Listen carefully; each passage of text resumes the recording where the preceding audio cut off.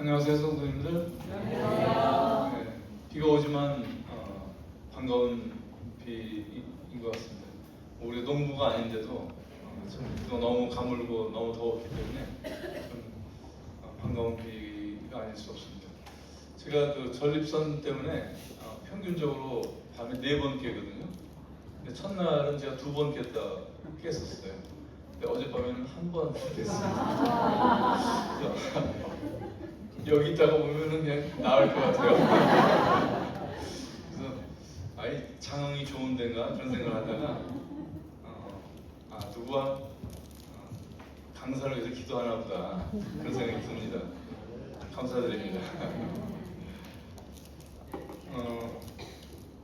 우리 수양의 요절 다시 한번 제가 읽어볼게요. 오직 사랑 안에서 참되는 것을 하여 범사에 그에게까지 자랄지라. 그는 머리니 곧 그리스도라.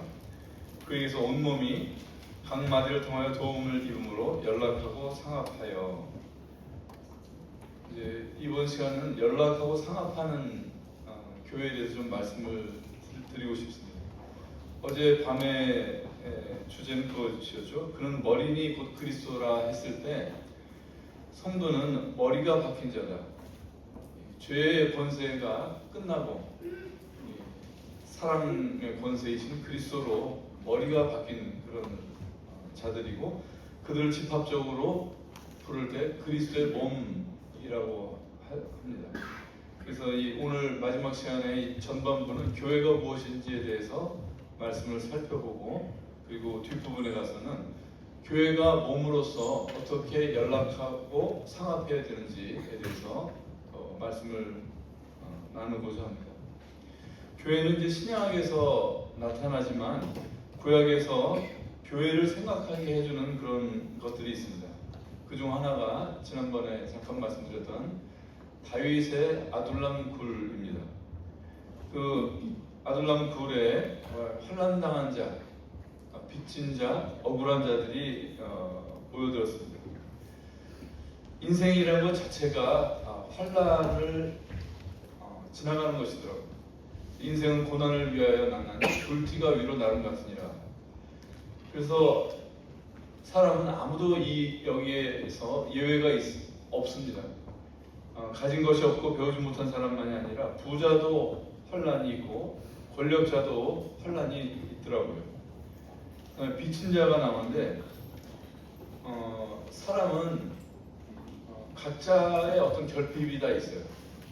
어떤 사람은 돈이 결핍하고, 어떤 사람은 신체적인 결핍이 있고, 또는 인격의 결핍, 또는 능력의 결핍, 이런 것 속에 우리는 알든 모르든 누구에겐가 빚진 자로 사는 것이 인생입니다.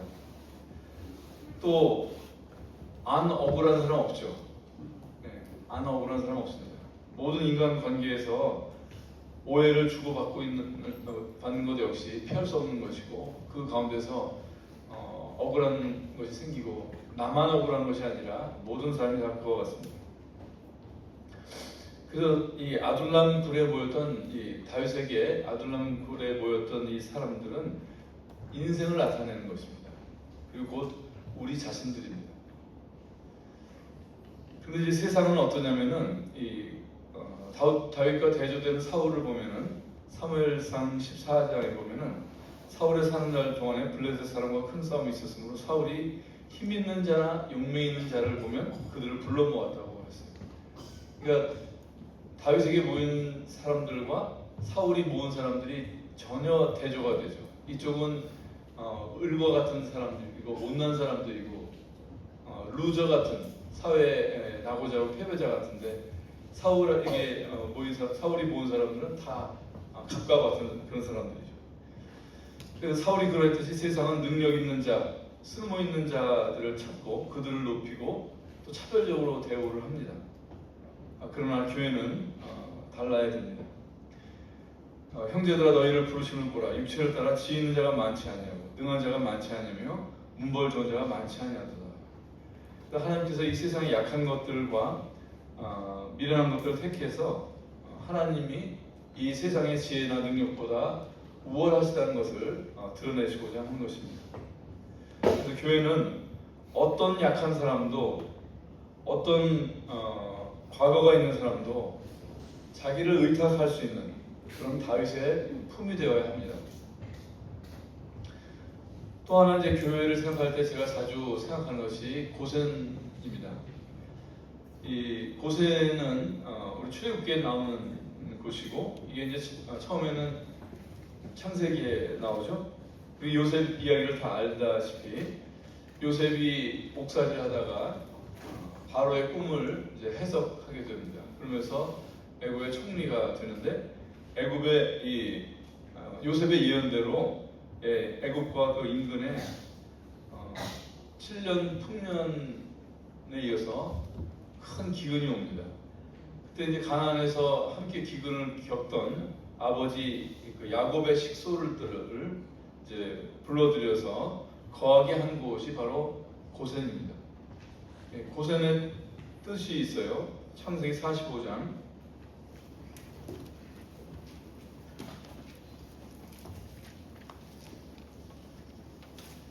10절 다 같이 읽어보겠습니다. 시작. 아버지의 아들들과 아버지의 손자들과 아버지의 양과 소와 모든 소유가 고센 땅에 머물며 나와 가깝게 하소서. 나와 가깝게 하소서. 고센은 요셉이 가까이 있는 곳이라는 뜻이에요. 우리가 잘 알다시피 요셉은 그리스도의 예표이고, 이 세상은, 애굽은 세상을 나타내잖아요. 그래서 이 바로가 다스리는 이 애굽에서 요셉이 가까이 했던 곳이 어디냐? 이게 바로 고센이에요. 그렇다면 이 애굽 세상과 같은 이 세상에서 사는 우리 이 세상에서 주님께서 자신의 백성과 가까이 하는 곳이 있죠. 그것이 바로 교회인 것입니다. 그래서 교회는 바로 우리 신약 성도의 고센과 같은 곳이에요. 그 서울 광화문에 가면은 그 TV 뉴스에서도 많이 보잖아요. TV에서 보면은 그 이순신 장군 동상이 있고 광화문이 있거든요. 그 사이에 미국 대사관이 있어요. 뭐 비자 업무 때문에 가보시는 분도 있겠지만 거기에 이제 미국 대사관이 있는데, 거기는 한국 경찰관이 못 들어가요. 이게 한국 땅에 있지만 한국의 권력이 미치지 못하는 것입니다. 교회는 그와 같은 곳이에요. 교회는 이 땅에 있지만 땅에 있는 실물적인 어떤 그 유형적인 그런 곳이지만, 교회는 이건 마치 미국 대사관이 한국 땅에 있지만 미국 땅과 같은 것처럼, 이 교회는 이 세상에 있지만 세상의 땅이에요. 그리스도의 영토, 그리스도의 영토인 것이에요.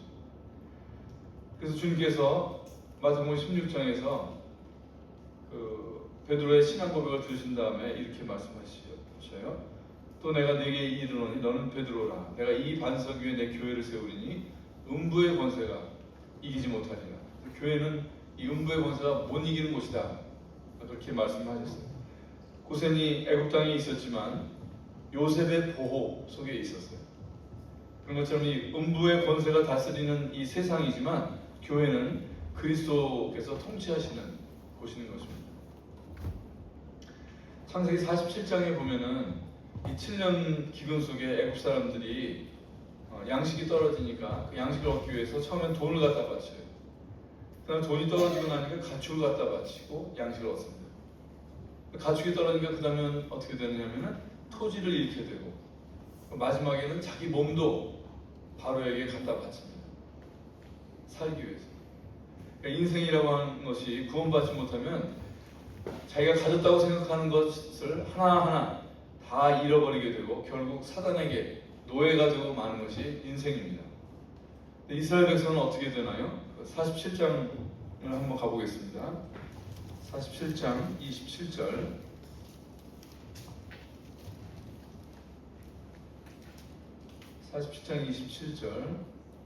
애굽 사람들이 다 빼앗기고 있는 상태에서 27절 이스라엘은 어떻게 되는지 읽어보겠습니다. 시작. 이스라엘 족속이 애굽 고센 땅에 거주하며 거기서 생업을 얻어 생육하고 번성하였더라. 이 애굽 사람들과 대조가 됩니다. 모든 것을 바로에게 빼앗기고 종이 되는 것과 달리 요셉의 통치 보호 속에 있었던 하나님의 백성들은 산업을 얻고 생육하고 번성한다고 하였습니다. 여기서 이제 생업 또는 산업이라고 되어 있는 것은 상속을 말합니다. 상속. 그러니까 아버지께 유산으로 받는 몫을 말하거든요. 그러니까 고센 안에 이스라엘 백성이 유산이 있었어요. 그러니까 애굽 땅으로 나가서는 얻을 것이 없었던 것과 같이 성도는 이 교회 밖에서는 얻을 것이 없어요. 제가 가지고 있는 직업 이거 끝나고 나면은 이건 흔적도 없어요. 하늘나라 가서 뭐 의사가 필요하겠어요? 의사 호출할 일 하나도 없을 거예요. 여기서 돈 때문에 그렇게들 이렇게 자랑도 하고 힘들어하는데 천국 가면은 뭐 재벌이 뭐 무슨 명함 내밀 수 있겠어요? 아무런 의미가 없습니다. 우리가 고센 밖에서는 얻을 것이 하나도 없어요. 하나님의 백성은 고센 안에만 얻을 것이 있고 고센 안에서만 할 일이 있는 것이에요. 천국에 돈을 가져가겠습니까? 아파트를 가져가겠습니까? 천국이 세상이 주는 유산 중에서는 천국에서 같이 있을 것이 하나도 없는 것이에요. 그 다음에 생육하고 번성하였더라 했습니다. 교회는 생명이 풍성한 곳입니다. 인간의 역사는 결국 죽음과 어둠이 커지는 역사입니다. 바로가 하나님의 백성들이 이제 히브리 백성들이 아이를 낳으면 죽이려고 했잖아요. 근데 똑같아요. 이 세상도 영적으로 보면은 이 생명에 대해서 생명에 대해서 반생명적인 그런 가치관이 말로 커지고 있습니다. 비혼주의, 결혼이라는 것 자체를 전에는 당연한 것으로 여겼는데 이제는 선택상으로 여기고 낙태가 합법화되고 딩크족이라고 하죠. 더블 인컴, 노 키즈 해가지고서 결혼해서 살 때 돈은 많이 벌지만 애는 안 갖겠다. 이런 딩크족. 이런 것들이 다 반생명적인 그런 가치관이에요. 그 세상은 이런 것을 너무 쉽게 지금 받아들이고 있고 이것이 지배하고 있단 말이에요. 우리나라 출산율이 얼마죠? 한 0.8 정도 되는데요. 근데 제가 한번 보니까 이게 실제로 그보다 더 안 될 것 같더라고요. 왜냐하면 우리 크리스천 가정들을 보니까 아이들이 둘, 셋, 뭐 더 되는 가정도 많더라고요. 그럼 이 0.8이라는 숫자에 이 크리스천 가정들의 둘, 셋, 뭐 넷 되는 그런 출산율이 더해져서 나온 게 0.8이거든요. 그러면 우리나라가 크리스천 인구가 없다고 하면 출산율이 0.8이 뭐예요? 한 0.5 뭐 이렇게밖에 안 될 것 같아요. 그래서 실제로 이 교회는 영적으로 뿐만 아니라 이 육신적으로도 생명들이 왕성하게 태어나고 생명을 보호하고 생명을 앙양하는 생명을 앙양하는 그런 곳이 바로 교회라고 하는 것입니다. 그런데 이제 교회는 보면은 이 세상의 생명과 또 질적으로도 달라요.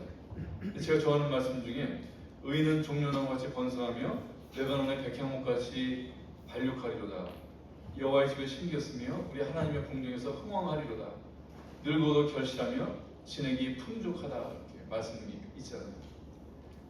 그러니까 이 인생이라고 하는 것은 자연적인 사람의 인생은 생로병사거든요.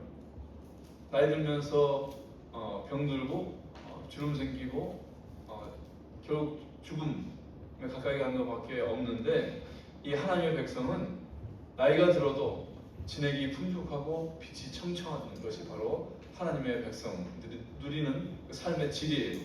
그래서 제가 이제 대학을 졸업하고 지금 40년이 좀 넘었는데요.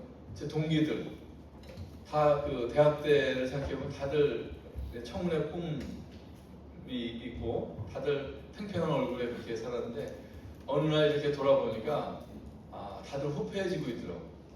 그리고 겉모습만 그런 것이 아니라 어떤 이 마음의 의욕이라든지 소망 이런 것들이 이게 그 얼굴에 안 보이는 얼굴에 없는 것이 보이더라고요. 그래서 우리가 이 믿음을 갖는 문제는 나중에 죽어서 천국 가는 그런 미래적인 뿐만 있는 것이 아니라 이 현재 우리의 생명의 질도 훨씬 윤택하고 훨씬 빛나게 해주더라고요. 출애굽 때 보면은 10가지 재앙이 애굽 땅에 내립니다. 우박이 내리고 불기둥이 땅을 집어삼키고 또 흑암이 내렸습니다. 그럴 때 고센 땅은 그런 재앙으로부터 벗어나 있었습니다. 우박이 애굽 땅에 내렸지만 고센 땅에는 우박이 없었고, 불기둥이 땅을 집어 애굽 땅을 지나갈 때 고센 땅은 없었어요. 그리고 또 하나, 흑암이 온 애굽을 덮었을 때 애굽이 마치 우리가 구름이 낀 하늘에서 빛이 딱 내려오듯이 고센 땅에는 빛이 있었어요. 출애굽기 10장을 가보겠습니다.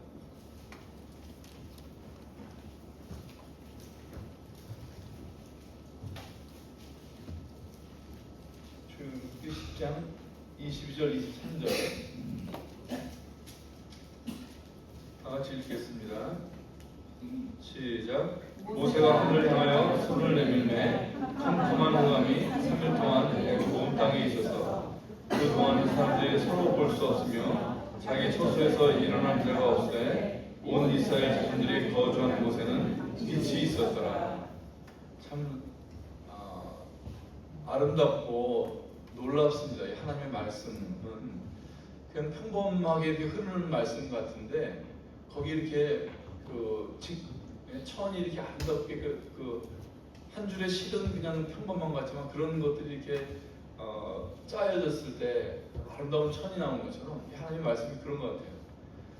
이 흑암이 내려앉은 이 애굽 땅에서 다 이 고센 땅에는 빛이 머물렀더라, 이런 말씀을 하셔요. 이게 얼마나 아주 강렬하게 이렇게 이 애굽과 교회를, 이 세상과 교회가 어떤 차이가 있는지 이렇게 대조를 시켜 주더라고요. 이 세상은 말 그대로 어둠입니다. 영적으로 어두울 뿐만 아니라 경제 시스템도 보면은 이게 공정하지가 않아요. 거기에 굉장히 어둡고 은밀한 것들도 많고 그렇더라고요. 정치의 세계도 마찬가지죠. 이게 얼마나 우리가 뉴스로 보는 것도 참 험하고 술수와 이런 것들이 있는데 우리가 뉴스로 다 접하지 못하는 게 정치의 세계라고 하는 것이 또 얼마나 큰 어둠이 있는지 알 수가 없어요. 그러나 교회는 빛이 있습니다. 예수께서 또 일러 가라사대 나는 세상의 빛이니 나를 따르는 자는 어두움에 다니지 아니하고 생명의 빛을 얻으리라. 그러니까 이 세상은 대낮이 되었어도 사실 그리스도가 없는 사람들의 마음은 그냥 이 어둠이에요. 해가 뜨지 않은 그런 어둠과 같습니다. 교회의 몸값이 얼마나 드는지 아세요? 교회 몸값. 우리 프로야구 선수들 아니면 무슨 축구 선수들 보면은 뭐 얼마의 트레이드가 됐다, 뭐 얼마의 트레이드가 됐다, 몸값이 얼마라는 얘기잖아요. 교회는 몸값이 얼마나 될까? 사도행전 20장입니다.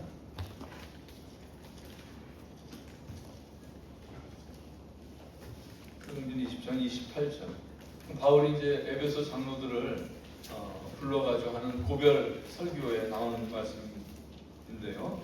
사도행전 20장 28절 읽겠습니다. 시작. 여러분은 자기를 위하여 또는 온 양떼를 위하여 상가라. 성령이 그들 가운데 여러분을 감독자로 삼고 하나님이 자기 피로 사신 교회를 보살피게 하셨느니라. 결혼 문화에 보면 지참금이라는 것이 있어요. 지참금. 이 지참금은 신부가 신랑 집으로 가져가는 돈을 말하기도 하고, 문화에 따라서는 반대로 신랑이 신부 집으로 가서 주는 돈을 말하기도 해요. 지참금이라고 할 때. 근데 이 후자의 경우, 그러니까 신랑이 신부 집에 가서 신부를 데려오기 위해서 주는 지참금, 이 후자의 경우를 신부값이라고 합니다.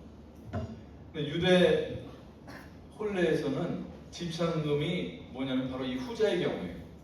신부값을 주고, 그러니까 신랑이 신부집에 신부값을 주고 정혼을 하는 것이에요. 이것이 예수님께서 교회를 얻으시는 이 영적인 것과 같은 그림이거든요. 예수님께서 자신의 신부를 얻었는데 그 신부의 이름이 뭐냐면 교회예요, 교회. 근데 그 교회라는 신부를 얻기 위해서 예수님께서 어떤 지참금, 어떤 신부값을 주셨느냐? 자신의 피를 주신 거예요. 그러니까 창조주이신 주님의 이 거룩한 피를 주고 얻으신 것이 무엇이냐? 그것이 자신의 신부인 교회라는 거예요. 그 교회가 받은 신부값은 예수님의 보혈이에요. 그러니까 어떤 것과 또 비교할 수 없는 엄청난 이 몸값을 가진 것이 바로 교회라고 하는 것입니다. 우리가 비록 뭐 몇천 명 모이는 그런 지역교회는 아니지만 아무리 작아도 본질적으로 이 교회들은 이와 같은 가치를 가진 그런 것이 바로 교회라고 하는 것입니다. 예수님께서 교회를 얻기 위해서 피를 흘리셨다고 하는 이 사실이 참 놀라운 것인데, 이 말씀이 또 이것과도 연결되어 요한복음 2장을 한번 찾아보겠습니다. 요한복음 2장.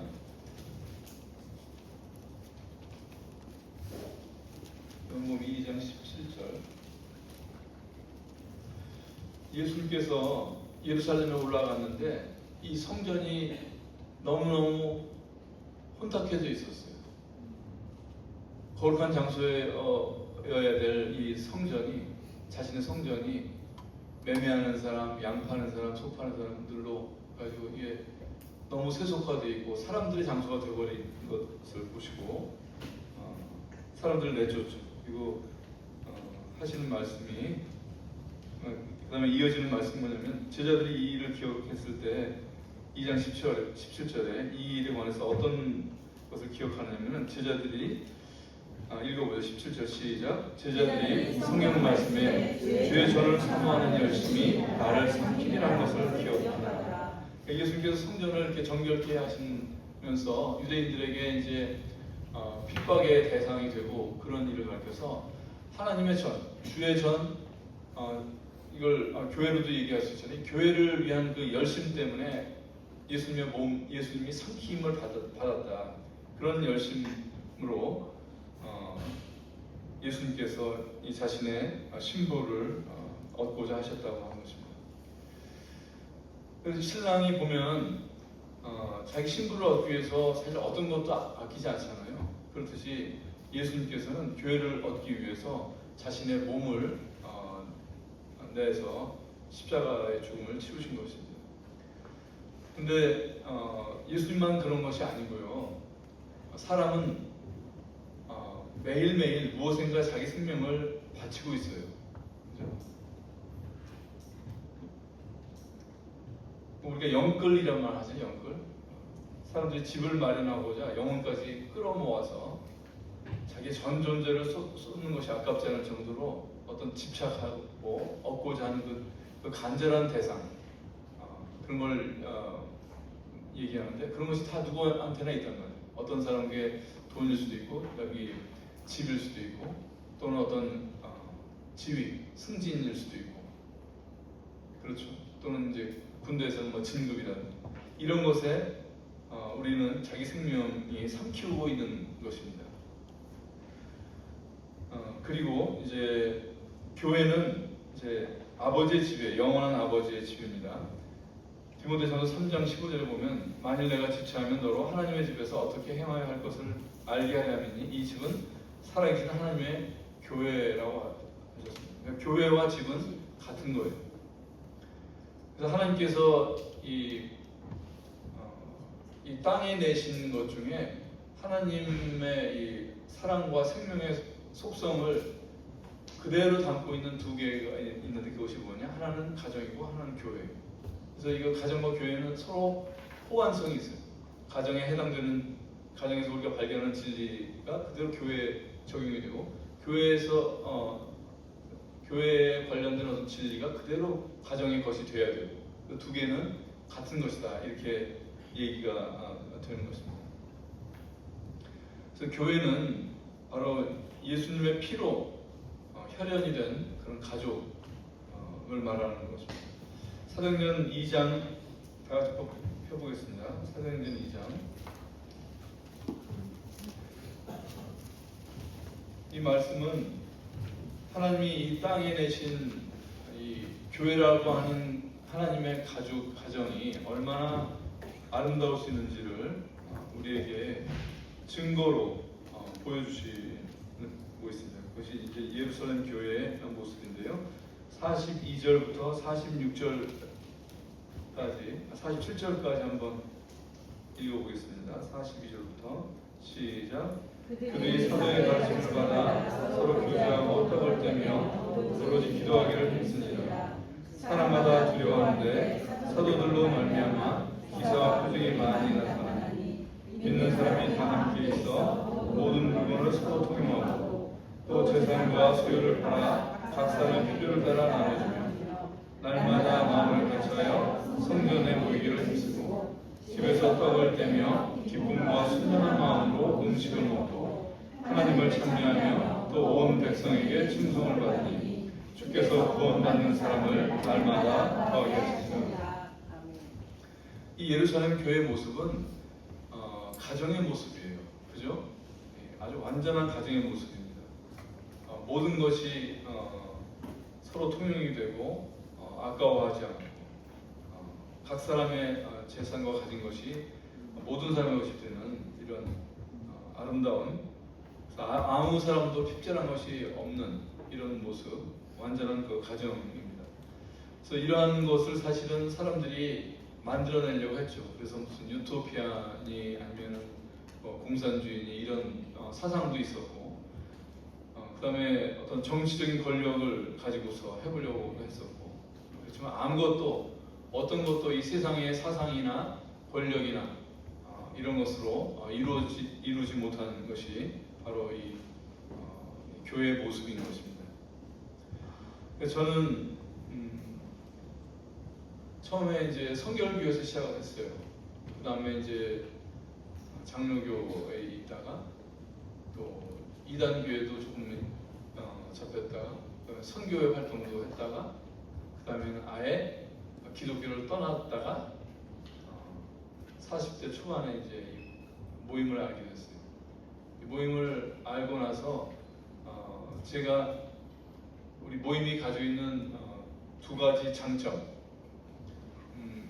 꼽으라고 하면은 하나는 예배가 사람이 이렇게 연출하지 않은 성령의 그 현장적인 어떤 성령의 감동이 살아있는, 또 그것이 성령의 운행이 있어야만 가능한 이 예배 형식을 가지고 있다고 하는 것이 감사가 되고요.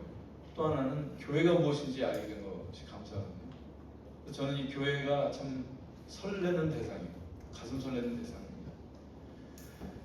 근데 교회가 지금까지 살펴본 것처럼 아둘람 굴 또는 고센 땅 그리고 영원한 아버지의 집 또 신부값을 받은 이 엄청난 몸값을 가진 이런 영광스러운 그리스도의 몸이라고 했을 때 이런 그리스도의 몸으로서 그럼 이 교회가 어떻게 거기에 걸맞게 기능할 수 있는가, 그것이 바로 오늘 읽은 에베소서 4장 16절에 나오는 것입니다. 연락하고 상합하는 것입니다. 연락하고 상합하는 것입니다. 그런데 다른 말로는 연합이란 말도 하잖아요. 하나됨, 이렇게. 그 히브리서 12장에 제가 몇 번째 말씀에서 나눴는지 모르겠는데 총회라는 말, 그 만물의 예배에 대해서 말씀드릴 때 했던 건데 거기 보면은 총회라는 말이 나와요. 교회를 가리켜서 하늘에 기록한 장자들의 총회 이렇게 말씀하셔요. 그래서 이 교회는 총회인데 이 총회를 영어로 보면 뭐냐면은 assembly예요. assembly. 우리가 이 자동차 조립할 때 assemble 한다 그런 말, 혹시 그런 쪽에 종사하신 분은 assembly라는 말을 익숙할 거예요. 그다음에 또 우리한테도 사실 이게 가까운 말인데 assembly라는 말이 우리말로 하면 이게 모임이에요. 그래서 우리가 이제 형제 교회들을 모임 그러잖아요. 광교남부 교회이기도 하지만 광교남부 모임, 광주 동부교회이기도 하지만 광주 동부 모임, 그렇게 모임 이렇게 얘기를 하잖아요. 그러니까 이건 뭐냐면은 교회의 본질은 뭐냐면은 모이는 거예요. 그래서 장자들의 총회할 때 이게 뭐냐면은 교회는 장자들의 모임이다. 이 어셈블리, 총회라는 것을 사전을 찾아보니까 이렇게 돼 있어요. 모든 구성원이 한 곳에 한 목적을 가지고 모이는 집회. 이것이 모임의 뜻이에요. 그래서 교회가 그리스도의 몸답게 영광스럽게 일을 하기 위해서 연락되고 상합되기 위한 첫 번째 필요한 것이 무엇이냐? 그것은 모이는 것입니다. 총회로 모이는 것. 이 사도행전에서 보게 되는 이 교회의 모습이 바로 이런 총회의 모습이에요. 사도행전 2장 보겠습니다. 2장 1절. 성령께서 강림하시는 장면을 보세요. 2장 1절 부터 4절까지 읽겠습니다. 시작. 오순절 날이 이미 이르매 그들이 다 같이 한 곳에 모였더니 호련히 하늘로부터 급하고 강한 바람 같은 소리가 있어 그들이 앉은 온 집에 가득하며 마치 불의 혀처럼 갈라지는 것들이 그들에게 보여 각 사람 위에 하나씩 임하여 있더니 그들이 다 성령의 충만함을 받고 성령이 말하게 하심을 따라 다른 언어들로 말하기를 시작하니라. 이게 아이가 응애하고 이렇게 태어나는 것하고 똑같은 거거든요. 이 성령께서 임하셔가지고 교회가 탄생하는 장면이에요. 근데 이 교회 탄생의 시작이 어떻게 돼요? 1절에 믿는 자들이 함께 한 곳에 모였더니 그 자리로 믿는 자들이 모여있는 자리로 성령께서 오신 것이에요. 그리고 모인 사람이 다 성령으로 충만해졌어요. 그 다음에 또 성전 미문에 이 안전뱅이를 이제 고친 일로 사도들이 붙들렸습니다. 그러다 이제 풀려났는데 그때 사도들이 놓이고 나서 교회가 모여서 기도해요. 4장 31절 보겠습니다. 사도행전 4장 31절.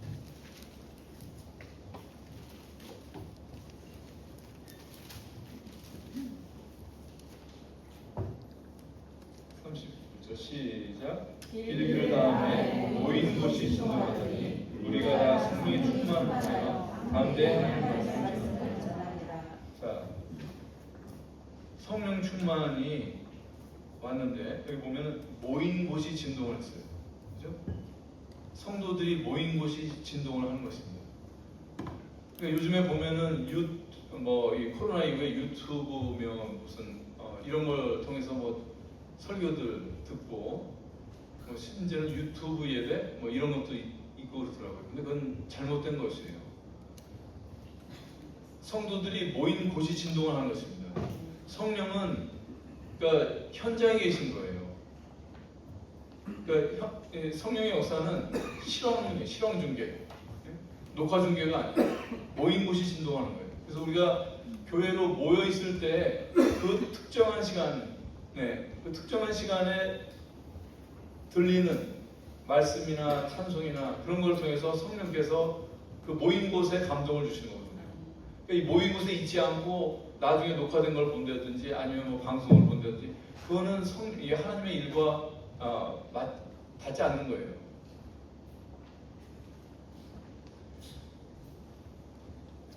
그래서 한 장소에 있을 때 거기 있던 모든 사람들이 성령이 충만해져요. 같은 성령을 받게 되는 것이죠. 그래서 성도들이 모이는 자리가 성령의 일터예요. 굉장히 중요한 사실입니다. 사람의 할 일은 모이는 것이고 나머지는 성령께서 하시는 것입니다. 그래서 우리 형제 교회들이 지역 교회들을 무슨 모임이라고 하는 것은 교회 본질에 아주 잘 맞는 용어예요. 그 다음에 아까 사도행전 2장에서 읽었듯이 보면은 저희가 사도의 가르침을 받아 서로 교제하며 떡을 떼며 기도하기를 전혀 힘쓰니라. 그러면서 믿는 사람이 다 함께 있어 물건을 통용하고 그랬다고 했잖아요. 그러니까 사도의 가르침을 받고 교제하고 그러는 것은 굉장히 영적이고 신령한 일이에요. 근데 그런 일부터 물건을 통용하고 밥을 먹고 하는 이런 아주 사소하고 이 실생활에 관련된 모든 일까지 다 총회적으로 이루어졌던 것이에요. 그래서 이렇게 모이는 것 자체가 연락과 상합입니다. 우린 교회 연합을 위해서 굉장히 어떤 높은 분별이나 고상한 것이나 특별한 방법, 무슨 교육 그런 것들을 얘기하고 그러는데 그런 거 몰라도 돼요.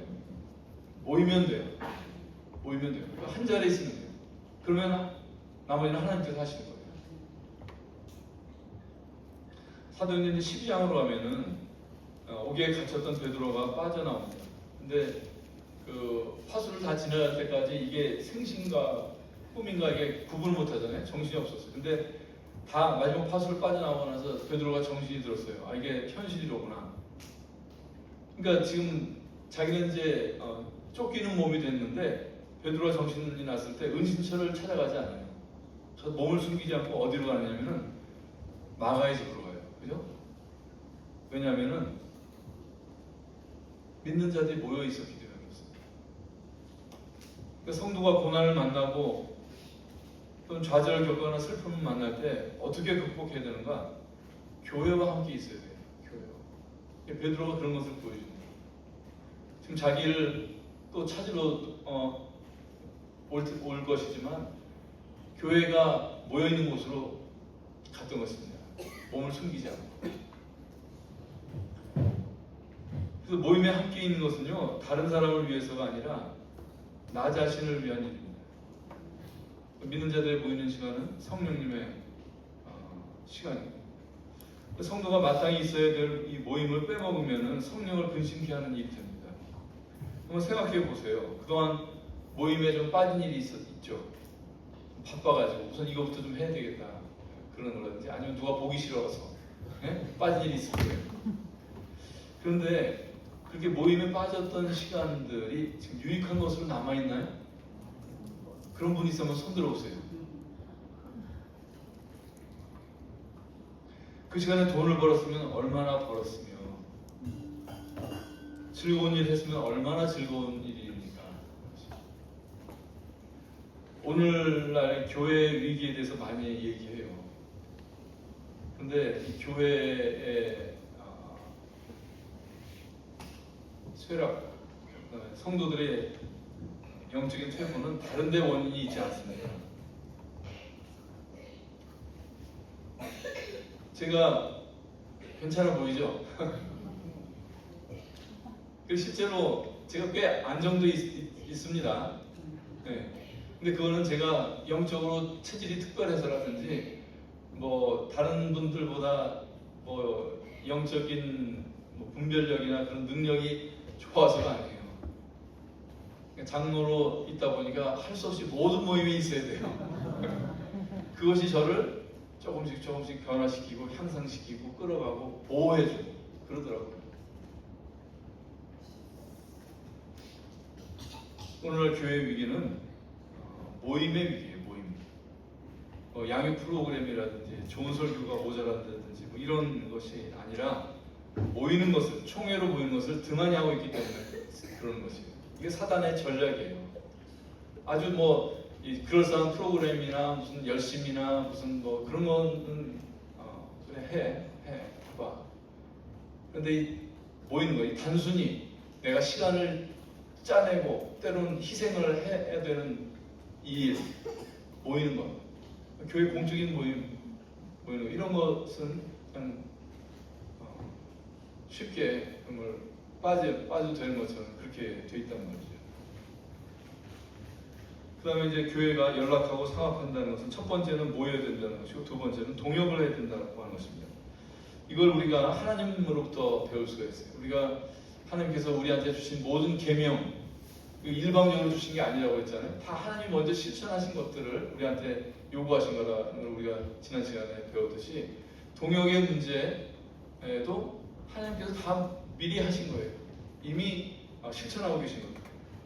창세기 1장에 보면 하나님께서 사람을 창조하실 때 우리의 형상을 따라 우리의 모양대로 우리가 사람을 만들자. 그래서 사람의 이 창조가 어떻게 되냐면 동역으로 된다. 우리가 이렇게 하죠.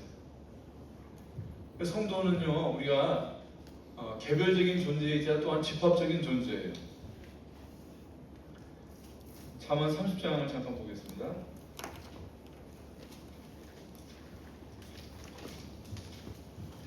잠언 30장 24절부터 몇 절을 보겠습니다.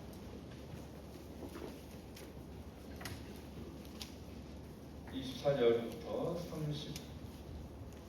28절까지만 보겠습니다. 시작. 땅의 작고도 가장 지혜로운 것 넷이 있나니 곧 힘이 없는 종류로되 먹을 것을 여름에 준비하는 개미와 약한 종류로되 집을 바위 사이에 짓는 사반과 임금이 없으되 다 때를 지어나가는 메뚜기와 손에 잡힐만 해도 왕궁에 있는 도마뱀이니라.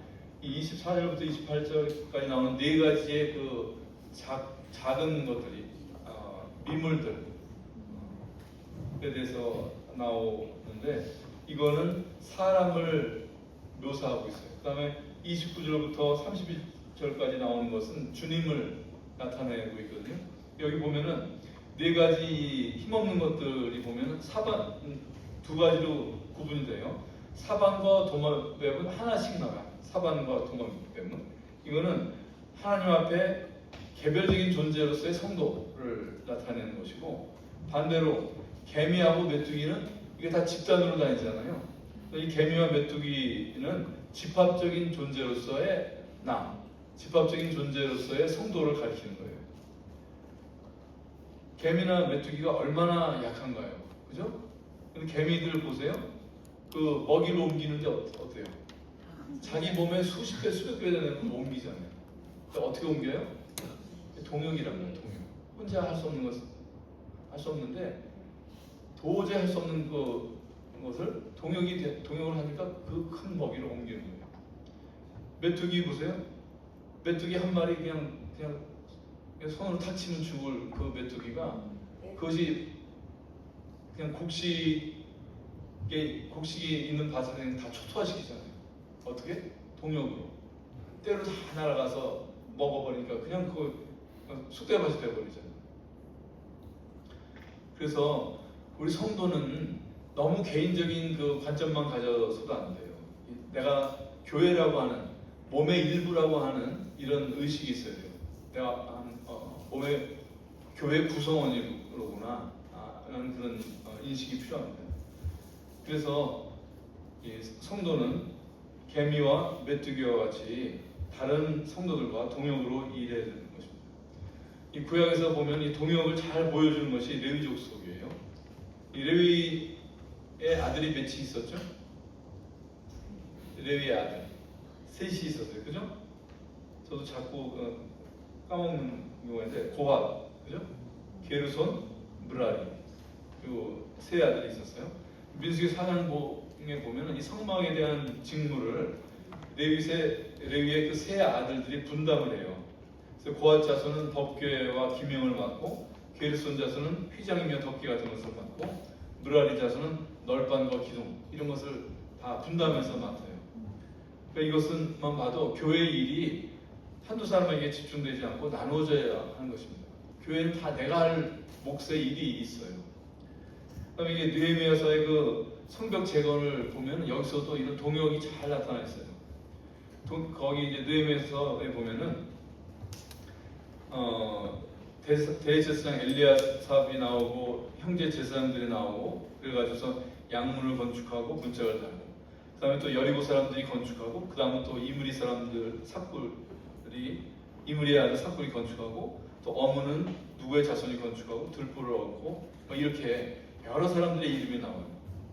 그러니까 양문부터 어문, 북문 여러 가지 분이 나오고, 무슨 한매한 망대, 무슨 망대들이 다 나오잖아요. 그런데 보면은 한 사람이 하는 게 아니라 여러 사람들이 각각 맡은 구역을 따라서 일을 하는 것을 볼 수가 있어요. 우리 몸도 보면은 우리가 이제 교회를 그리스도의 몸이라고 그랬는데, 우리 실제로 우리 몸을 보면은 눈, 코, 입, 귀같이 이렇게 드러난 기관도 있고, 오장육부 같이 안에 들어가 있어서 안 보이는 기관도 있잖아요.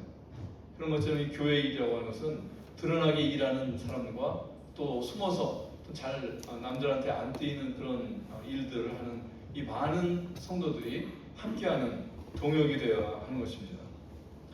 그래서 마가복음에 보면 가령 사람이 집을 떠나 탁으로 갔다. 예수님께서 승천하실 때 말씀하시는데 갔다가 이제 다시 오시는데 그 전에 종들한테 권한을 주어서 각각 사물을 맡기었다. 그렇게 말씀하셨어요. 그러니까 우리 성도에게는 우리 각각에게 주님께서 위임하신 해야 될 일이 있다고 하는 것이에요. 그래서 성도들이 보면은 예배를 굉장히 중요하게 생각해요. 그래서 예배는 어떻게든지 안 빠지려고 하는데 참 그건 귀한 것이죠. 근데 예배만이 아니에요.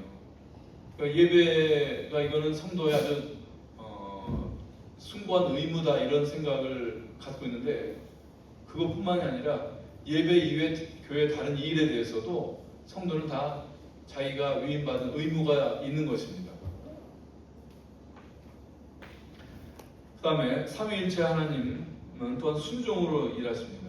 복음서에 보면은 아들은 아버지께 순종해서 세상에 오셨어요. 그러니까 사도행전에서 보면 아들이 보혜사를 요청을 해서 성령께서 오신 거예요. 다 내가 가마 그런 게 아니에요. 아들은 아버지께서 가라고 해서 오신 거고 성령은 아들이 요청을 해가지고 오신 거예요. 그러니까 여기 보면은 다 이런 어떤 질서가 있어요. 질서. 그리고 어떤 수동성이 보여요. 그러니까 이 세상의 어떤 교육은요, 능동적인 인간을 좋아하잖아요. 능동적인 인간이라고 하는데, 그거는 물론 이제 좋은 점도 있지만, 그게 이제 다 있는 건 어디냐면은 사실 사단의 이 교만이에요. 교만. 사람이 교만할 수 있는 어떤 그런 가치관으로 능동적인 인간형을 주문을 하는 거거든요. 그래야지도 사람이 자기 자신에 대해서 뻐길 수 있고 당당할 수 있는 그런 것입니다. 그런데 보면은요, 진리의 중요한 특성 중에 하나는 수동성이에요. 수동성. 시키는 걸 할 줄 아는 이것이 거듭난 사람의 중요한 특징 중에 하나예요. 어제 말씀드렸잖아요. 사람이 죄 때문에 잃어버린 것이 선행을 못하는 것이 아니에요. 순종을 못하는 것. 순종의 능력. 그러니까 수동적으로 말을 위의 권위에 순종할 수 있는, 위의 권위에 복종할 수 있는 그 능력을 잃어버린 것이 죄거든요. 그래서 이 세 분 하나님의 일하시는 데 있어서도 한 가지의 모습은 동역이고 또 하나의 모습은 질서를 따라서 수동적인. 그래서 저는 이것은 이제 거룩한 수동성이라고 표현하고 싶어요. 그래서 이 교회에는 거룩한 수동성이 필요해요. 그래서 장로의 말로 무게가 있고 권위가 있어야 되고 또 성도는 거기에 맞는 존중과 또 복종을 할 수 있어야 됩니다. 그것이 우리가 삼위 하나님의 방식에 따라서 일하는 교회가 되는 것입니다. 이 원리를 아까 그 레위 족속들에게서도 또 우리가 볼 수가 있어요. 민수기 4장을 한번 직접 보죠.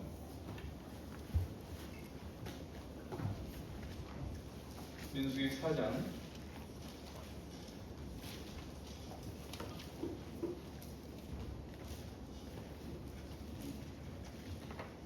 민수기 4장 19절 보면은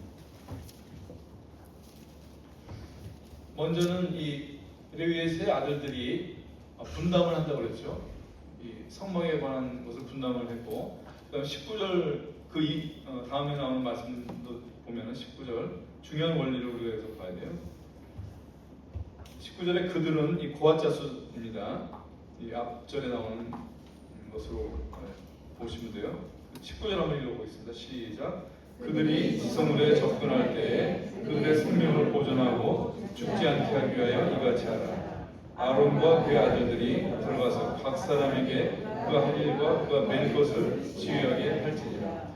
그러니까 고앗 자손이 매야 될 법궤와 기명들에 대해서 가서 자기들이 임의로 하는 것이 아니었어요. 아론과 그 아들들, 다시 말해서 위에 있는 권위의 지시에 따라 하라고 그렇게 하셨단 말이에요. 28절 게르손 자손은 어떻게 되는지 보죠. 28절 읽겠습니다. 시작. 게르손 자손의 종족들이 회막에서 할 일은 이러하며 그들의 직무는 제사장 아들의 아들 이다말이 감독할지라. 게르손 자손이 맡은 일도 누구의 감독을 받아요? 예, 아론의 아들의 감독을 받으라고 하셨어요. 그 다음에 33절 이다말은 어떻게 됐는지 보겠습니다. 시작. 이는 제사장 아론의 아들 이다말의 소하에 있을 무라리 자손들의 종족들이 그 모든 직무대로 회막에서 행할 일이니라. 자, 여기 보면은 회막의 모든 업무가 분담이 돼요. 이건 동역을 말해주는 것이고, 그 다음에 그 맡은 고앗 자손, 게르손 자손, 무라리 자손에 대해서 다 아론과 그 아들들에게 지휘를 받아라, 감독을 받아라, 그죠? 수하에 있으라. 이게 질서를 말하고 순종을 말하잖아요. 똑같은 원리가 우리 교회에 있어야 되는 것입니다. 그래서 이 동역과 순종, 이 두 가지가 바로 삼위일체 하나님을 드러내는 것이에요. 그리고 이 동역과 순종을 통해서 교회 일이 이루어질 때 그것이 좋은 간증으로 남습니다. 히브리서 5장 8절 한번 찾아보겠습니다.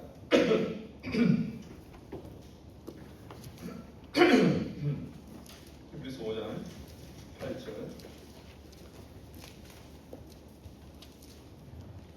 8절 9절 같이 읽겠습니다. 시작. 그가 아들이시면서도 받으신 고난으로 순종을 배워서 온전하게 되셨은즉 자기에게 순종하는 모든 자에게 영원한 구원의 근원이 되시고. 여기 보면은 예수님과 성도의 공통점이 하나 나와요.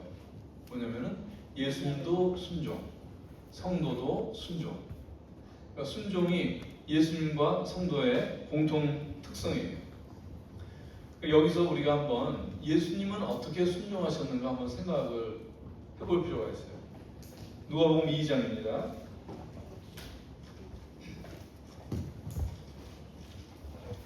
누가복음 2장 51절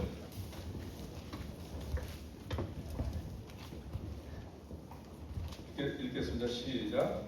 예수께서 함께 내려가사 나사렛에 이르러 순종하여 받으시더라. 그 어머니는 이 모든 말을 마음에 듭니다. 이때는 예수님의 유년기였어요. 그죠?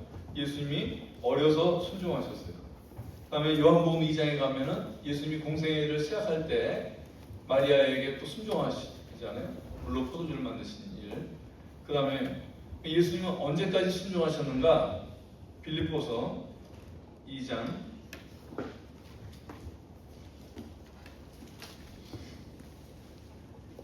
8절 다 같이 읽겠습니다. 빌립보서 2장 8절 시작. 사람의 모양으로 나타나사 자기를 낮추시고 죽기까지 복종하셨으니 곧 십자가에 죽으십니다. 죽을 때까지도 순종하셨던 거예요. 죽음도, 예수님은 죽음도 순종의 결과였어요. 예수님의 아이 때부터 죽음까지 예수님의 시작과 끝이 뭐예요? 순종이었어요. 순종. 그 요한복음 2장에 보면은 가나의 혼인잔치가 나오잖아요. 이 가나의 혼인잔치를 우리가 좀 들여다볼 필요가 있어요. 왜냐하면은 순종이 예수님께 어떤 가치였는지를 이 가나의 혼인잔치가 우리에게 알려줍니다. 다 같이 한번 요한복음 2장 가보겠습니다.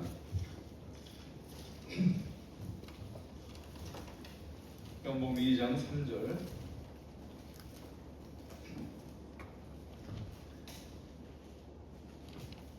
1절부터 5절까지 읽겠습니다. 시작. 사흘째 되던 날 갈릴리 가나에 한 혼례가 있어 예수의 어머니도 거기 계시고 예수와 그 제자들도 혼례의 청함을 받았더니 포도주가 떨어진지라. 예수의 어머니가 예수에게 이르되 저들에게 포도주가 없다 하니 예수께서 이르시되 여자여 나와 무슨 상관이 있나이까 내 때가 아직 이르지 아니하였나이다.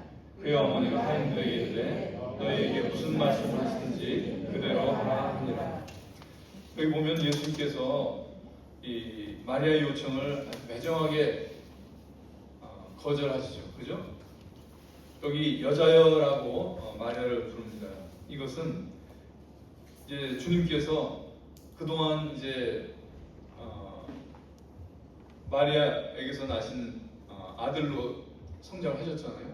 근데 이 시점은 뭐냐면은 예수님의 공생애가 시작이 되는 이 시점에는 이제 예수님께서 창조주로서, 그죠? 우리 보면 예수님께서 사람들을 부를 때 가끔 딸아, 아들아 이렇게 부르시잖아요.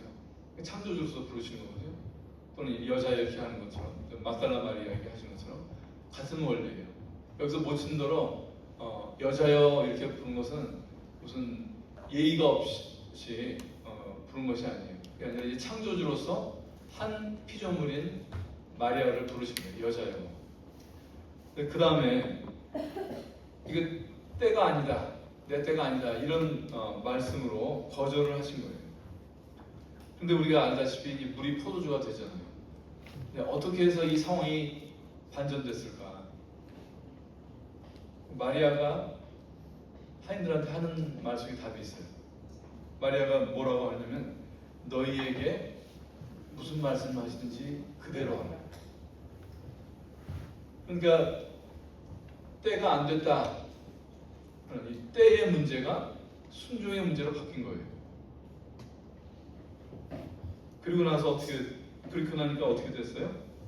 이 창조주께서 마리아를 여자애라고 부르셨던 이 권위를 가진 창조주께서 피조물의 말을 따르신 거예요. 그리고 아직 아니라고 했던 그 때를 바꾸신 거더라고요. 창조주가 자신의 말을 번복하셨어요. 무엇 때문에? 순종의 이슈가 생기니까. 순종이 필요하죠. 이 사람이 자기가 한 말 여간해서 번복하지 않죠. 그죠? 얼마나 채신이 상해요. 그러니까 뭐 아무런 힘 하나 없는 아이들도 자기가 한 말 잘 번복 안 한단 말이에요. 속으로 잘못된 것을 알면서도 그냥 자기 체면 때문에 막 밀어붙이고 그런 일도 우리 다 하잖아요. 그런데 예수님은 순종하기 위해서 창조주의 체면을 버리셨더라고요. 순종을 능가하는 가치는 온 우주에 없는 것입니다. 창조주보다 높은 지위가 무엇이 있겠으며 하나님의 때보다 더 엄중한 명분이 무엇이 있겠어요? 그러나 예수님은 이 창조주의 권위도 하나님의 때라는 이 중요한 명분도 뒤로 물리셨어요. 왜? 순종하기 위해서. 내가 아무리 지위가 높아도 내가 아무리 옳아도 불순종을 정당화하지 못합니다. 우리는 하나님의 뜻에 순종한다, 하나님의 뜻에 순종한다 이런 말 많이 하기도 하고 듣기도 합니다. 이 말이 맞는 것 같은데 함정이 있어요. 우리는 하나님의 뜻을 분별한다고 하는 것이 거기다가 내 뜻을 투영하기가 참 쉬워요. 우리는 자기가 선호하는 것에 대한 어떤 편향을 가지고 있거든요. 그러니까 우리가 성경을 읽어도 내 뜻에 맞는 구절이 더 잘 보여. 그죠? 또 다른 사람의 조언을 들어도 내 마음에 이렇게 맞는 것이 더 잘 들려요. 다른 것은 잘 안 들려요. 제가 이제 환자한테 이제 설명을 했어요. 근데 그 다음에 와서 보면 환자가 못 들었다고 해요. 제가 말을 안 해서 못 들었을까요? 아니, 듣는 귀가 자기가 듣고 싶은 것에만 열려있기 때문에 마찬가지예요. 우리가 이 영적인 일에서도 우리가 하나님의 뜻을 분별한다 그러면서 성경도 읽고 뭐 기도도 하고 또 무슨 다른 사람들한테 형제들한테 충고도 듣고 뭐 설교도 듣고 그러지만 내가 듣고 싶은 것이 더 잘 들리고 잘 보이는 법이에요. 겟세마네 기도 아시잖아요? 내 아버지여 만일 할만하시거든 이 잔을 내게서 지나가기가 없어. 그러나 나의 원대로 마옵시고 아버지의 원대로 하옵소서. 내 원대로 마옵시고가 순종이에요. 아버지 원대로 하옵소서, 하나님 뜻을 알려주십시오, 하나님 뜻에 순종하겠습니다. 이 말은 우리가 잘 아는데 앞에 말은 잘 못해요. 이거 빼먹어요. 내 원대로 마옵시고 없어요. 하나님 뜻을 내 원에다 갖다 붙여버리는 거예요. 그렇게 하고 뭐 성경 가지고 아니면 어떤 거 가지고 다 이렇게 명분을 만들고 정당화하는데 우리 아주 선수잖아요, 선수. 내 원대로 마옵시고, 이 기도 때문에 예수님의 땀이 피같이 변했다고 되어 있어요. 순종은 식은땀 나는 그런 일입니다. 마음의 고통과 체면이 구겨지는 일과 그런 것 없이 한 것을 가지고 순종했다고 얘기하는 건 섣부른 것일 수 있어요. 틀린 것일 수 있어요. 순종은 내 뜻이 거절되는 일이었는데 했을 때 그것이 순종이고, 내 자존심이 꺾이는 것을 통해서 되는 것이 순종입니다. 그래서 저는 저희 교회 식구들에게 그건 여러 번 말을 했었고, 또 앞으로도 기회가 있으면 하고 싶은 말이 이거예요. 우리가 하는 말을 우리 바꿉시다. 하나님의 뜻에 순종한다고 말하지 말자. 순종하는 것이 하나님의 뜻이다.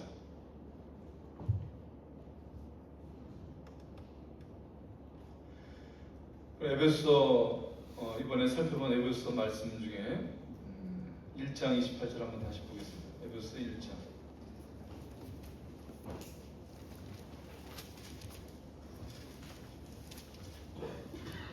에베소 1장.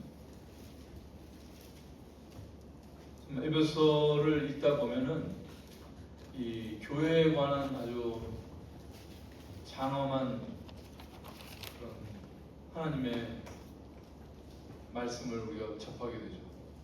너무나 찬란하고 크고 장대한 이런 어떤 하나님의 교회에 대한 섭리, 이런 것을 우리가 접하게 되는데, 1장 23절 다 같이 한번 읽어보겠습니다. 시작. 교회는 그의 몸이니 만물에서 만물을 충만하게 하시기에 충만이니라. 교회가 그리스도의 몸이다 할 때 여기 보면은 만물을 충만케 하신 데의 충만이다. 그러니까 하나님께서 이제는 하나님 자신이 모든 것을 충만케 하실 수 있는 자원이 있으신 분이 하나님 아니시고 예수님이시고, 그런데 보면은 이제 만물을 충만케 하는 그 마지막 충만의 그 활용 점정 같은 것이 무엇이냐? 교회라고 하는 것이에요. 그러니까 교회가 없으면은 만물을 충만케 하실 수 있는 힘과 능력과 지혜가 있으신 하나님께서 이 만물을 이제 충만케 못 하신다는 거예요. 좀 어폐가 있게 들릴 수 있지만 이것이 갖는 뜻, 의미는 교회가 그렇게 엄중하고 중요하고 소중하고 또 능력이 있다고 하는 것입니다. 이 만물의 모든 부족한 것들, 그 비어있는 것들, 그런 것을 교회를 통해서 하나님께서 채우시겠다고 하는 것이에요. 그래서 얼마나 교회가 영광스러운 잠재력을 가지고 있는지 알 수가 없어요. 그리고 교회가 그리스도의 몸이라고 할 때 이게 우리 현실 속에 어떤 의미가 있느냐면요, 이 몸이라고 하는 것은 제가 이렇게 몸으로 와 있잖아요, 그죠? 주님께서 자신을 세상이라는 이 시공간에 자신을 드러내시는 것이 무엇이냐? 바로 교회를 통해서 드러낸다고 하는 거예요. 요한일서에 보면 요한일서가 이렇게 시작이 되잖아요. 태초부터 있는 생명의 말씀에 관하여는 우리가 들은 바요, 눈으로 본 바요, 주목하고 우리 손으로 만진 바다. 그러니까 태초부터 있는 이 예수님에 관해서 우리가 그분한테 듣기도 했고, 그분을 눈으로 보기도 했고, 우리 손으로 만지기도 했다. 요한, 이 서신을 쓴 요한은 어떻게 어땠냐면 심지어는 예수의 품에다가 머리를 갖다가 묻기도 했었잖아요. 그러니까 얼마나 친밀하게 예수님을 경험을 했어요. 부럽죠? 나도 이때 제자 중에 하나였으면 창조주 하나님 이 놀라운 분을 만져도 보고 악수도 하고 어깨동무 하고 그랬을 텐데 못해서 좀 아쉽다 이런 생각도 하신 적이 있을 거예요. 그런데 우리가 알아야 될 게 있어요. 이거 부러워할 거 없어요. 자, 창세기에 보면은 아담이 하와를 향해서 이렇게 얘기해요. 우리가 이 아담은 그리스도의 표상이고 이 하와는 교회의 표상인 것을 우리가 알잖아요. 자, 그 생각을 가지고 이 말씀 한번 들어보세요. 아담이 가로되 이는 내 뼈 중에 뼈요 살 중에 살이라. 그렇게 얘기하잖아요. 그러니까 주님께서 부활하신 다음에 이렇게 말씀하셔요. 제자들에게 내 손과 발을 보고 나인 줄 알라. 또 나를 만져보라. 영은 살과 뼈가 없애 너희 보는 바와 같이 나는 있느니라 하셨어요. 그죠? 그러면 예수님께서 나를 만져보라. 그래서 살과 뼈가 있는 나를 만져보라고 했을 때 이건 뭐를 말하는 것이겠어요? 예? 아담이 하와더러 너는 내 뼈 중에 뼈요 살 중에 살이라고 그랬잖아요. 근데 부활하신 주님께서 영은 살과 뼈가 없지만 나는 있다. 그래서 그것이 바로 자신의 몸인 교회를 말하는 거예요.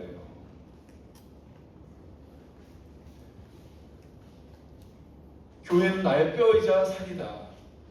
그 교회는 오순절 이후에 땅에 존재하는 그리스도의 몸인 것이에요. 그 교회를 경험하는 것이 곧 이 그리스도를 만지는 것입니다. 예수님은 지금 승천해서 하늘에 계시지만 그의 몸은 이 땅에 이 지역 교회로 있는 거예요. 우리 광주 동부 교회로 있는 거예요. 이게 그리스도의 몸이에요. 그래서 여기서 우리가 그리스도 이 성령의 진리를 듣고 복음을 깨닫고 십자가를 알고 그리스도의 사랑에 대해서 배울 때 그것이 바로 그리스도를 만지는 일이 되는 것이에요. 이것이 교회의 신비이고 영광이고 이것이 만물을 채우는 거죠. 교회가 이걸 통해서 만물을 채우는 거예요. 세상은 지금 하나님을 보여달라고 그렇게 얘기하잖아요. 근데 예수님께서 내려오실 수가 없어요. 근데 길이 있단 말이에요. 내 몸을 만져봐라. 내 살과 뼈가 이 땅에 있다. 우리 지역교회에 주신 영광이자 또 우리의 임무예요.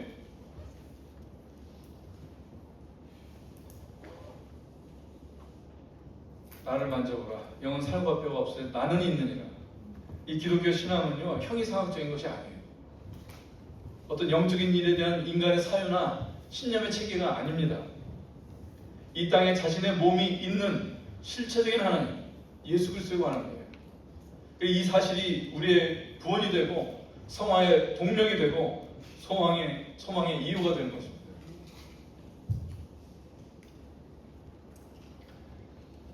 잠언 12장에 말씀이 이렇게 되어 있어요. 어진 여인은 그 지하의 면류관이다. 우리 교회가 정말 그리스도의 살과 뼈와 같은 그런 신부일 때 그것은 지하의 면류관이다. 그 지역교회가 정말 사람들이 만지고 동의할 수 있는 그런 진리의 살과 뼈가 되면 그리스도의 면류관이 됩니다. 어진 여인은 그 지하비의 면류관이나 욕을 끼치는 여인은 그 지하비로 뼈가 썩어가게 하느니라. 교회가 이 세상에서 그리스도의 몸답지 못하면 신랑 예수께 뼈가 썩은 것 같은 그런 아픔, 그런 수치가 되는 것입니다.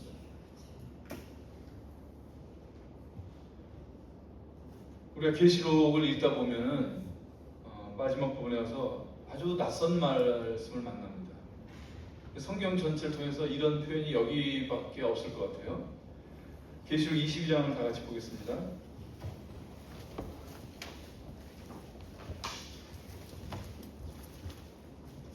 계시록 22장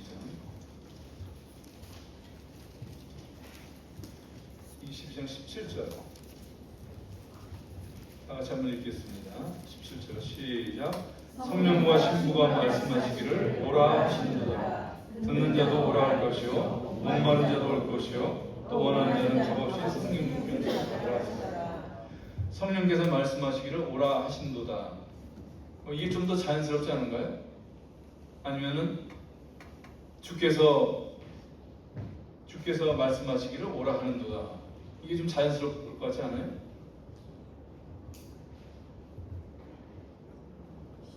여기 말씀하시는 주체가 특이해요. 그죠? 성령과 신부가 말씀하시네요. 두 주체가 말씀하고 있어요. 성령만 말씀하시지 않고 여기서 교회가 함께 목소리를 내고 있는 것이에요. 교회가 성령 하나님과 함께 지금 WMC, 예? WMC. 우리 그런 거 보잖아요. 여기 남자 아나운서하고 여자 아나운서 둘이 나와서 한 사람이 하는 그런 것도 있지만 둘이 나와서 이렇게 한 목소리로 이렇게 하는 거 WMC. 교회는 격이 성령의 격과 같습니다. 왕비가 왕과 격이 같아요. 똑같은 원리로 신부인 교회는 신랑 그리스도와 격이 같아요. 신적인 존재예요. 교회는. 사도행전에 보면은 이러한 믿음이 사도들에게 있었던 것을 우리가 볼 수 있습니다. 바울과 바나바가 1차 전도여행을 마치고 안디옥으로 이제 돌아오죠. 근데 이제 그때 안디옥 교회에서 문제가 생겼어요. 어떤 사람들이 유대로부터 내려와가지고 교회 형제들을 모세의 율법대로 할례를 받아야 된다 이렇게 가르친 거예요. 그래서 이제 거기서 혼란이 생긴 거예요. 그래서 이 문제를 가지고 바울과 바나바가 이제 예루살렘으로 파송이 됩니다. 그 교회에서 회의가 열려요. 회의를 마치고 나서 장로와 사도들이 편지를 보냅니다. 그 안디옥 교회 성도들한테 이방인들에게는 이 율법의 짐을 지우지 않습니다. 다만 이제 우상과 우상에 피 흘린 것과 그런 것들만 피하십시오 하면서 이런 결정을 편지로 보내게 되는데 그때 어떻게 말을 하는지 한번 보겠습니다. 사도행전 15장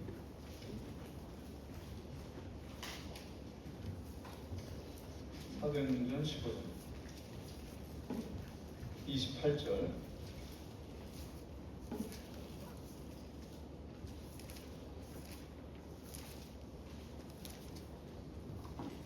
28절 한 절만 읽어보겠습니다. 시작. 성령과 우리는 이 요긴한 것들을 외에는 아무 짐도 너희에게 지우지 아니한 것이 우리들을 알아보니.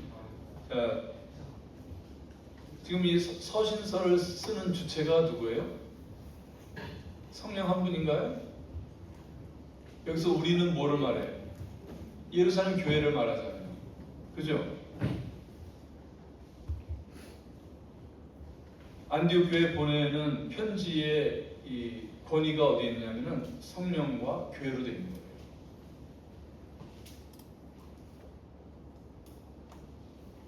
교회는 성령의 권위를 공유하는 존재입니다. 성도는 교회를 부끄럽게 하면 안 돼요. 교회를 부끄럽게 하는 것은 어느 장로라든지 어느 지체를 부끄럽게 하는 것이 아니라 성령을 부끄럽게 하는 일이 됩니다. 그래서 내 이 말이 아니면 또 내 이 결정이 이런 행동이 교회를 명예롭게 할 것인가 부끄럽게 할 것인가 이걸 생각할 수 있어야 돼요. 그것이 몸된 교회의 지체입니다. 그런 사람이 성도예요. 성도는 그렇게 해야 됩니다. 그래서 성도는 자기 입장을 넘어서 교회를 생각할 줄 아는, 교회의 명예와 교회의 유익을 생각할 줄 아는 사람이어야 돼요. 이것이 연락하고 상합하는 것입니다. 이제 말씀을 마치겠습니다. 그래서 이 마지막에 우리가 살펴본 대로 교회가 얼마나 놀라운 존재인지, 이 성령과 그 권위를 공유한다고 하는 이런 놀라운 사실, 그리고 신적인 존재라고 하는 것, 그렇기 때문에 영원한 존재라고 하는 것, 그래서 우리의 모든 것을 쏟아부을 수 있는 그 존재라고 하는 사실을 살펴보았습니다. 그래서 광주 동부교회 성령과 우리는 이렇게 말할 수 있는 교회가 됩시다. 그리고 교회의 본질은 모이는 것이고 모이는 것이 또한 교회의 힘입니다. 그것도 총회로 모이는 것, 어셈블리. 우리가 이제 교회를 모임 그렇게 일컫듯이 그 말대로 총회로 모이는 것, 어셈블리로 모이는 것에 열심을 냅시다. 그리고 테트리스 게임 아시죠? 해보거나 옆에서 보셨을 거예요. 그러면은 블록이 이렇게 쌓였는데 옆에 아무리 많이 쌓여도 비어 있는 것이 있으면 점수가 안 나와요. 아무리 낮아도 그 마지막 비어 있는 것이 그 블록이 딱 들어갈 때 점수가 올라가요. 바닥 한 줄이 다 채워져야 점수가 올라가듯이 교회도 마찬가지예요. 성도들이 자기 자리를 채울 때 교회는 도약이 일어나는 것입니다. 그 아이 때 골목에서 놀던 일도 한번 기억해 보세요. 남자들 같으면 딱지, 붓을 뭐 이런 거 가지고 얼마나 놀았어요? 얼마나 그런데 또 마음이 사로잡혔습니다. 그래서 다른 친구가 좋은 딱지나 아니면 그냥 좋은 붓을 가지고 있으면 얼마나 부럽고, 네? 그랬어요. 소꿉놀이나 전쟁놀이도 많이 했잖아요. 원스타 되기가 뭐 하늘의 별 따기인데 그때는 뭐 모자에 별 4개, 5개가 아주 쉬웠죠. 얼마나 진지했습니까? 근데 지금 여기 딱지나 붓을 가지고 있는 분이 있어요? 우리가 지금 마음을 빼앗기고 있는 것들이 있죠. 집, 돈, 승진. 근데 혹시 이런 것들이 딱지하고 붓이 둔갑한 것 아닌가? 제가 첫 시간에 그렇게 시작했잖아요. 어느 장로님의 소천을 보면서 느꼈던 것. 이 세상에서 얻는 어떤 것도 주문형으로 가져갈 것이 없습니다. 가져갈 것도 못 돼요. 그래서 제가 꿈 깨자 이렇게 했습니다. 꿈 깨자. 인생은 100년을 산다고 해도 말씀이 뭐라고 했어요? 10편 90편에 저희는 잠깐 자는 잠 같다. 잠깐 자는 잠 같다. 그리고 이 현실이라고 우리가 지금 이렇게 집착하고 막 전전긍긍하고 있는 현실이라고 하는 것들, 이것이 나중에 되면 가상현실처럼 그렇게 허약하고 신기루처럼 여겨질 것입니다. 그 날이 멀지 않았습니다. 모세 때로부터 많은 시간이 흘렀지만 세상은 본질적으로 애굽입니다. 그리고 지금은 말세지말이라고 하죠. 말세 중에서도 정말 끝에 와 있어요. 이 동부교회가 21세기에 이런 어려운 시기에 우리가 살고 있지만 아둘람물이 되고 또 고센 땅이 되기를 바랍니다. 그리고 많은 사람들이 동부교회의 다윗의 품 같은 곳으로 모여 들기를 바라고 복음으로 하나님의 자녀들이 더 태어나고 생육하기를 바랍니다. 제가 마지막으로 찬송가 하나 제안하고 싶은데 시간이 괜찮은가요? 네. 찬송가 210장 시온성과 같은 교회 이거 부르면 좋겠습니다.